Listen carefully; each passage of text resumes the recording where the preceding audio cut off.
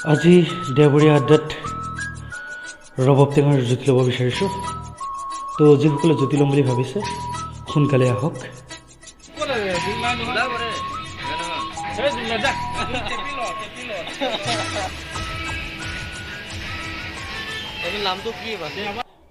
যিসকলে চাই আছে ভিডিঅ'টো, তো আপোনালোকেও যদি ভাবিছে আজিৰ ৰবাব টেঙাৰ জুতি ল'ব, তো পলম নকৰি সোনকালে আহক।